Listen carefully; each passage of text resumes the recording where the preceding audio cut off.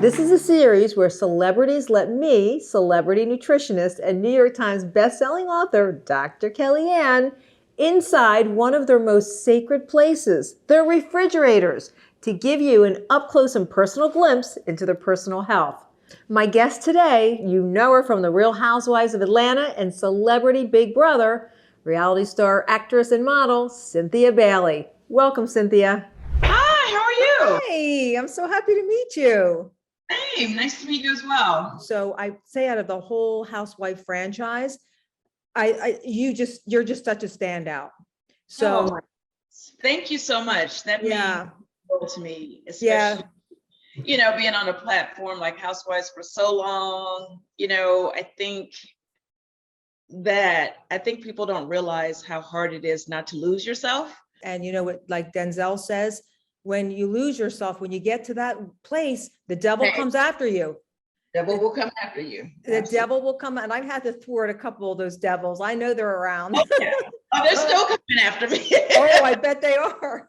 But I got God. When I read over the notes, I said, okay, this is someone, you are absolutely the type of woman that came in to see me for over 20 years. And you get to this place in your life and this time, and I see it so frequently that you say, none of my old tricks are working anymore. You know, I could pop the weight off. I knew what to do. And then all of a sudden, nothing works anymore. So where I want to start with you is let's talk first. I got to know this, and you're going to laugh because I got to do a little bit more backstory because everyone's going to want to know this. Okay. Before I jump into your refrigerator, I got to jump into the Big Brother house. What was it like being on that show? What was really challenging for me in the Big Brother house was the fact that I am a 55-year-old woman. I am fully pre-menopausal. Mood swings, hot flashes, cold flashes, everything. So with that said, I will say that food was kind of my happy place. We didn't have a lot of options. Cooking took up a lot of time. My friend Carson and I, who were in there together, we ended up cooking a lot of things from scratch. We kind of went back and forth from eating healthy to eating really bad, because I was actually in there a lot longer than I thought I was going to be in there. I honestly went into the Big Brother house thinking, I suck at games. I'm probably going to be the oldest one in there, or one of the oldest. I never win anything. I actually went in thinking, you know what? I'm going to work out every day. This is going to be such a great reset from, not having a computer or a phone, just any access to the outside world. But it was very stressful because you don't know when you're going to be on the block. You don't know when you're going to be evicted. You don't know, even if you could, who's going to be in the bathroom at what time, just even get a privacy poop in. You don't know anything. You have no control of anything. And it is very stressful. And anyone who talks about poop is a friend of mine. That's all I can say. Poop was a big deal in the Big Brother house because when I went in, I was like, wait, so bathroom. Let's talk about the bathroom. First of all, who's going to clean the bathroom? And they were like, you guys have to clean it. And I think one of the reasons, honestly, why I made it to the final three was because I got in there. I had to keep that bathroom clean. Girl. And too much of a germaphobe to even play those bathroom games. So I was like, you know what? I got it. Give me my gloves. Give me my bleach. I'm going in. And it was very, very humbling. And I will say, I meet celebrities all the time. I will say that I know my celebrity friends in the Big Brother house on a whole nother level. Okay. We're connected. I've seen some things. I've smelled some things. There's no going back. There's no going back. So I want to hear about you and how you grew up. I spent most of my Sundays at my grandmother's house. And the thing about my grandmother's house was no matter what day, what time you went to her house, there was always food on the stove. She just got up and cooked and there was this food and people would just come in and out and you would just eat. And it didn't matter. You didn't, back then, if you were a vegan or a vegetarian, nobody talked about it. I grew up in Alabama, so I don't even think they exist in Alabama because we could kill it. We ate it. We ate it, period. We didn't ask any questions.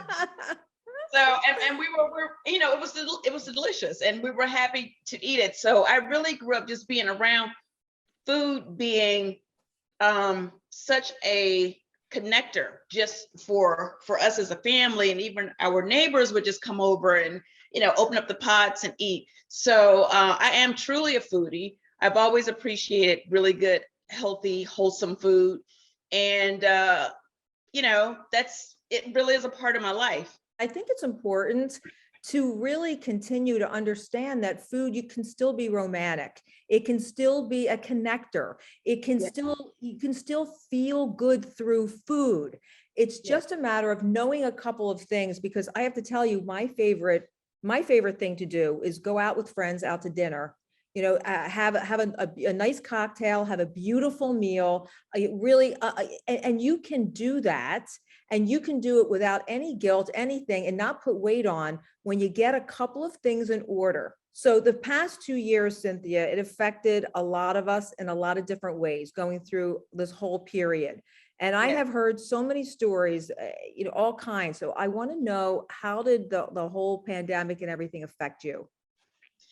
Oh, wow. The pandemic affected me mentally, emotionally, spiritually, and definitely physically. I put on about 25 pounds that I didn't see at the time. It just kind of happened. Yeah. I ended up really becoming a real housewife for real. I cooked, I cleaned, I did everything in this house. I shopped, I did everything. And you know, with that, you know, I gained the weight. You know, I felt like I was exercising somewhat. You know, I would take these long power walks. I would work out from time to time with my husband, but I guess I wasn't doing it enough. I guess I was cooking and eating more than I was, and Netflix and chilling more than I was actually working out. And, you know, again, I am a woman of a certain age. I'm 55 years old, and things just don't move the way they used to. And honestly, I feel pretty good. I feel like I look pretty good, but there's just like this midsection area that has betrayed me worse than any housewife ever could. You know, well, this is something that I hear so often, you know, from people. It's so funny how the pandemic affected them. And we lose the fact that it's normal to have weight fluctuations, and your body goes through things all of the time. And so I'm going to teach you some things today that are going to help you, but I just always want you to keep that in mind. And we're going to talk about some things that you can do. So you can do 3 things, and this is what we're going to focus on. I want you to have the best gut health, and I'll get into that.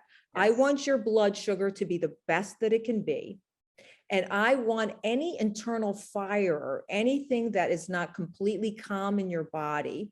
The word that we use a lot of times is inflammation, but that fire, we want to make sure that that's as low as possible. Yes. So those 3 things, because when those 3 things happen, bam, that's when the magic happens. That's when the light goes off. And that's when you can start doing things like, you know, having the foods that you want, going out to dinner, because you've got those 3 things in place, and they're the levers that really decide things. And when those are in place, that's when your weight starts normalizing again after 55. And by the way, we're the same age, and things do change. They do change. As do you. They do change. So let's do a little rapid fire. I want to ask you some questions, and then we're going to dig into this a little deeper. If I were to look in your fridge, what would be the most surprising thing I would find? Going back to the sweet, salty craving thing. Right now, I was actually at the grocery store the other day, and I try to listen to my body, and I really feel like in some way, and I'm probably wrong, and you can tell me, I feel like the body kind of tells you what it needs sometimes. If you know how to tap into it, it does. Oh. Hold on. My body told me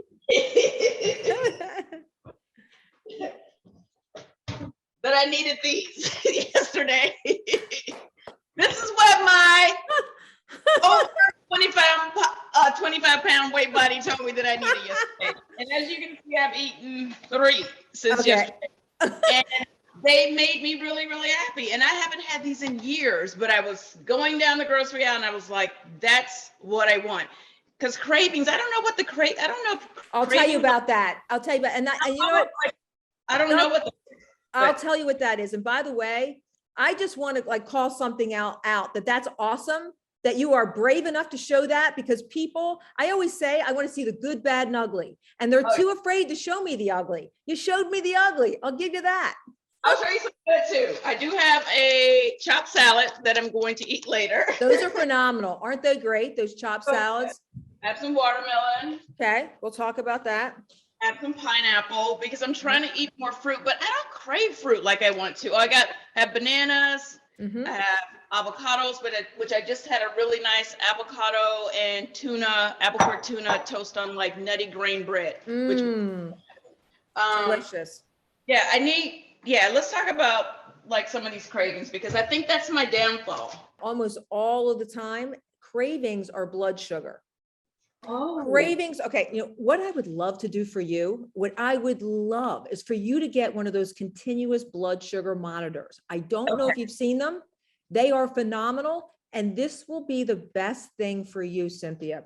You put the monitor right on the back of your arm. You just stick it on there and you It's like a patch. It's like a patch, and you stick it on there and you track your blood sugar all day on your phone.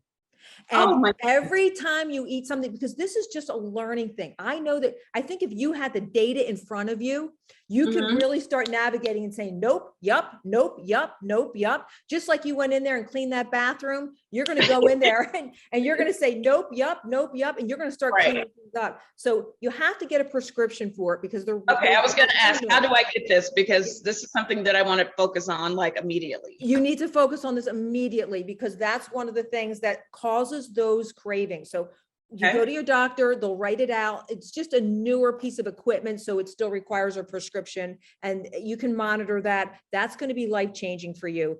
The second reason why our blood sugar dips is because cortisol. Now, this cortisol guy that we're talking about, it can be affected by a lot of different things.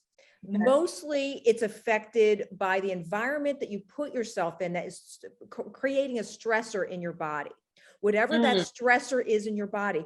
I tell people all the time, if things aren't working for you, if your body isn't responding and you're not getting what you want, a lot of times it's the environment that you're putting yourself in every day. Is I want you to start taking ashwagandha.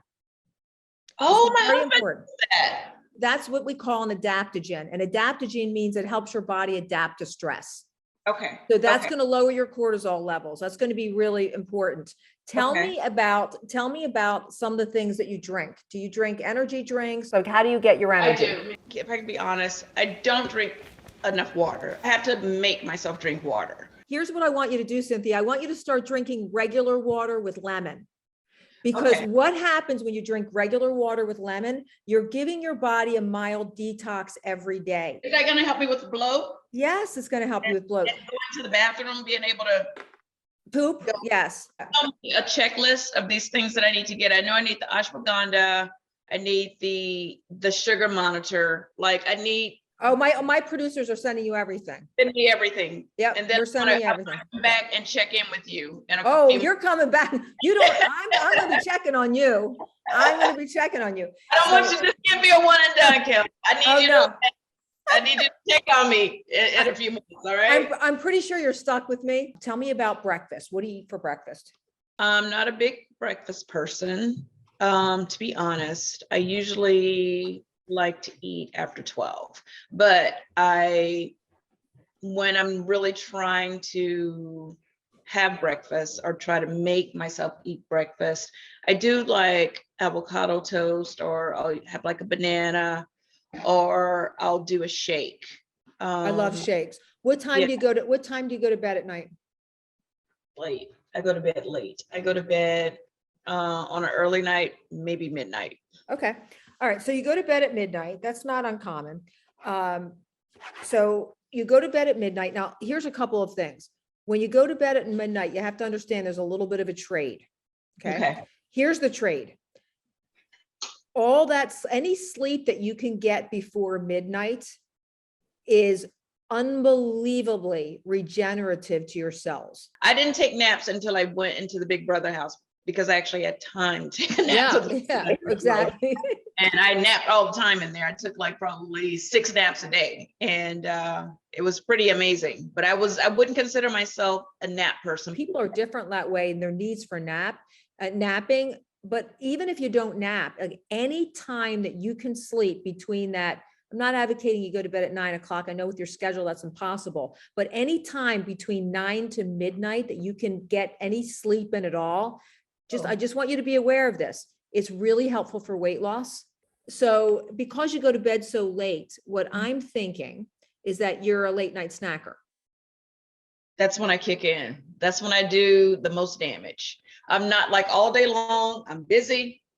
I don't eat that consistency. So my metabolism probably isn't as fast as it needs to be because I just don't eat a lot of food. But when I'm done working, like dinner, I'll have dinner.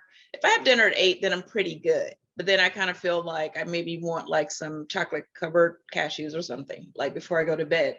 But if I eat like around 6:30 or whatever, I'm definitely looking for something, a little snack by 9 for sure. So I'm going to tell you, here are some things that are the best snacks to have at night. Okay. Almonds are good because they're a good source of melatonin.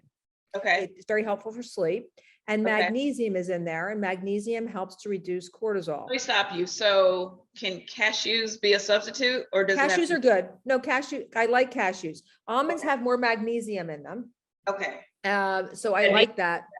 Yeah. Yep, I like that, but I'm okay. Cashews are okay. I can live with cashews. Okay. And I like, for sure. Yep. And I like protein at night because any protein is associated with better sleep quality. And it also repairs your tissues at night. And that's a really positive thing. So you want your tissues to be repaired. That's the whole point of sleeping, is to get yourself repaired and to have all of that raw material that you gave your body during the day. You want it all to turn over. That's how you stay young looking. That's how you kick in energy. In the form of a shake, a protein shake? Protein shake, they're great. I love protein shakes. I do that a lot. In my mind, I can make that feel like a milkshake, and it can be like really yummy. So okay, it's gonna be really yummy. So what I want you to do in your shake at night is, if you're going to put your shake at night, put a healthy fat in there. Put like an avocado in there. Oh yeah. Yeah, because it makes it frothy. Other house, and I didn't realize it gave it like a really nice texture. That was the first time I'd had an avocado in a shake, and it was amazing. I forgot about that. Throw something green in there because I want you to have fiber. Okay. It's going to help you poop. Kale, spinach, whatever it is, throw it in there. I want to keep your sugar stabilized at night. So any kind of protein at night. And then what kind of milk what kind of milk do I put in it? Because I have oat milk, which I love. Yeah. But of course I have the vanilla one. Is that bad? Yep. Okay. Yep. And then I also have the soy milk too. I mean, no, this is the almond milk, but I actually think I prefer the oat milk. Yeah, the oat milk's very tasty, but I don't want you to you have to have unsweetened vanilla. Yours are okay. I just don't like the fact that they're sweetened vanilla. They have to be unsweetened. Okay. And I like the sweetened vanilla too, but it's too much. Okay. What about in my shake, a banana and an avocado? Is that too much sugar? Yeah, here's what I like. You can put a half in there. Here's what I like about bananas. They're a great prebiotic food. I want you to constantly think about, when you're eating, am I feeding my gut? Till you train yourself. Another question, sweetener. In the Big Brother house, we had something I tried for the first time. It was called monk fruit. There you go, baby. Ding, ding, ding, ding, ding. Monk fruit is the winner. That is the winner. And we evaluated sugars all the time, and nothing ever came out better than monk fruit. Oh, wow. It was always monk fruit. So when you start wearing that monitor, you're going to start seeing how different sugars affect you. And unfortunately, agave in the form of tequila seems to work for people. Agave in the form of sugar, not so great. So we're going to switch it to that. And we're going to do the no carbs at night. We're going to stick to protein before we go to bed. Okay. So let's talk a little bit about your drinks, with the carbonation, all of that stuff. Kombucha is not a bad idea for you, because kombucha is a fermented drink. I'm so excited about that, because one of the good things that I did in the Big Brother house was I stopped drinking soda. And that was my, it was like, I really don't do anything bad except drink soda. Like that was, I'm not going to give that up. I was not going to give it up. But I realized like, it's so fattening. I definitely am constantly immediately on the baby bump list every time I drink a soda. I gave that up, and it was hard to give it up. And now, as long as I have some kind of carbonated water, I'm okay. I'm not saying I lost a ton of weight, but I definitely was a lot flatter in this area just from giving up soda. So oatmeal in the morning, the still cut one. Is that good? Coconut oil. Can I put that in my smoothie? Oh, coconut oil, absolutely. If you're gonna have oatmeal, so I think like for the temporary until we have our next discussion, oatmeal, like fixed up oatmeal for me, it's not the way I want to start my day. You have to work out super hard to then take that in and have your body burn that off. Oh, So wow. I think for the time being right now, you need like protein and fat, a lot of protein and fat. And what about eggs? Eggs is protein, right? Eggs is beautiful, But absolutely beautiful. I have to do the whites, or can I have both? Because I actually like the yolk personally. But oh no, you want the yolk. The yolk has biotin and choline and all those good beauty, those beauty elements in there. What do you think about colonics? I think colonics can be very useful. Okay, like how often? Well, it depends. Like I would say for you, if you got maybe one colonic a month for like 3 months, okay, and then we reassess. Okay. But it is helpful. But after a while, after we have you on this for a while, you're not going to need colonics. You're going to start going very regularly. Okay. I think it's nice to clean your system out, drink a lot of lemon water. And if you're going to do colonics, then we got to make sure that you're eating your pre and probiotic foods, you're taking probiotics, because that's where colonics go sideways. Okay. Colonics go sideways when you let it take everything out of you and you don't replace the good stuff. And it's easy. Can we talk about olive oil for a second? Please. Pretty much everything with olive oil, but one of the things that I got turned on to in the Big Brother house was avocado oil. Which one is? Woo! That is my church right there. That is my church right there. Avocado oil is great because you can turn the heat up really high.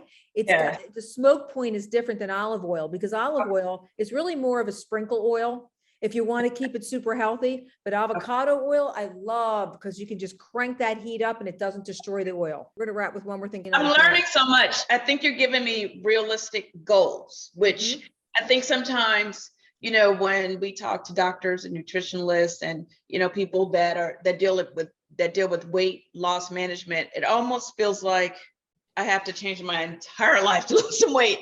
And I feel like that's not realistic. Like for someone who's a foodie, as long as it still tastes good and it's a healthy compromise to the things that I actually really like to eat, I'm down. I can do it.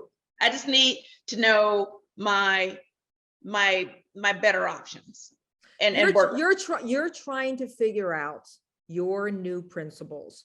Yes, because I want to be satisfied when I eat. Like I want that feeling like joy. That just made me happy to eat. It's called, yes, it's joy. So you are inherently a joyful person, and you don't want that stripped away so you can be a size. I absolutely refuse to do that. I can't. And so a part of the work that I do is being able to make everything relatable to anyone. So my job is where can we get you to a place where 20%, 25% of your life you can spend eating and doing the joyful things that you want to do. And the rest of the time, that our human bodies were created in a certain way where there's certain foods that work best for our body, our foundational foods. We got to own that, and we got to know that. So you may not know that, I kind of like bone broth. And oh my God, we talked, oh my God. Okay. So one of the girls in the house, Misha Tate, she was the one that actually won Big Brother. Yeah. She was like peace the whole time. When I tell you, if I heard about bone broth one more time, everything was bone broth, bone broth, bone broth. And she was like, cause she's like training for like a wrestling match or whatever. She's like a pretty big deal in that industry. So anyway, long story short, like her diet was really, really, really strict. And she kept up, it was like, we had like a storage closet full in our food section for the Big Brother house. Give me one of my bone broths up there. We had like a whole cabinet of bone broth. So. Okay, well, I have to tell you, I want to tell you something that you may not know, and I'm so glad I get to be the one to tell you. I don't know if you know this, but I created the bone broth category. So What? yes, so my book, the bone broth, she would not have bone broth. She could possibly not have bone broth had I not done this, which was I wrote a book called The Bone Broth Diet. It became an international New York Times bestseller. And I did a show along with it called 21 Days to a Slimmer, Younger You. And that show was a hit. I was up against Downton Abbey at the time on PBS, and my ratings were like, we were hanging because the world was ready for bone broth. That's what Right. the world was just ready for it. Right. And I spend so much of my time talking about bone broth, and I don't want to make this a commercial because but I can't hang up this call, this interaction. I can't close it down without telling you. I can't, Okay.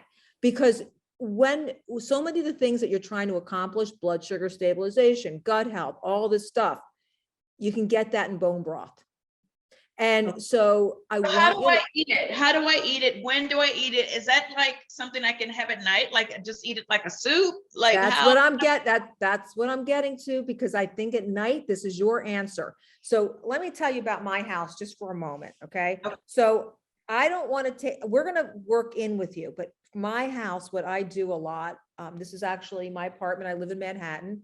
And what I Oh, have here on my stove all the time, I have a big pot of broth, because it does so many things for me. It does pull so many levers. It's great for my skin. It keeps my skin hydrated, keeps my gut healthy. It keeps me trim. It keeps me slim, keeps me energetic. It helps me sleep at night. It's going to be your new best friend. and just drink it like a tea.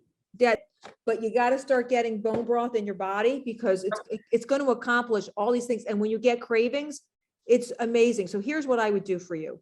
I Okay. would say that midday, when you start to get any cravings, grab some bone broth.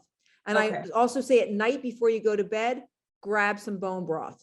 Okay. If you're ever hanging around or somebody's cooking for you or anything like that, have them make a pot of bone broth soup for you. Have it on the stove. I mean, you're going to be so into it. Okay. I'm telling you, I can have it plain, or I can add veggies if I want to. people add veggies, they add all kind of things to it. Okay. Everybody, like when you start Googling this and you start seeing it online and all of that, you're going to be amazed that there's just such the category just keeps growing and growing, because it works so well. It's a hot topic in the Big Brother house. Oh, it's a hot topic. So we're going to send you everything we went over. I know I shoveled a lot in. You are like a very eager student though. Like you're ready to go. I am. I'm excited, and I'm excited to share, going back to my followers, this journey with my fans as well, because they've seen me at my, at my healthiest, and they've seen me at my not so healthiest. And, I always try to put positivity and, wellness, again, as a woman of a certain age, like I have no choice but to make health a bigger priority in my life. So, I use social media for good. And I think this would be something that, so many women in my age range, and even some of the younger girls, follow what I'm doing. So I cannot wait to take them on this journey. So grateful to you, honestly. Hey, I appreciate you trusting me. And I'm telling you, you're ready for your breakthrough. It's coming, girl. It's coming. All right. I'm getting ready to make some right now when I get off the call. Okay. God bless. Take care. God bless. Okay. Bye. I learned so many things stepping into Cynthia's refrigerator, and I hope you did too. Cynthia's theme was all about gut health. It really was. That was the overriding theme. And also getting her blood sugar in check, keeping her power in play. She's a very powerful woman. She never wants anything to nick at that in any way. So much fun talking to her. I hope you learned as much as I did. Until the next time, when I'm peeking into someone else's fridge.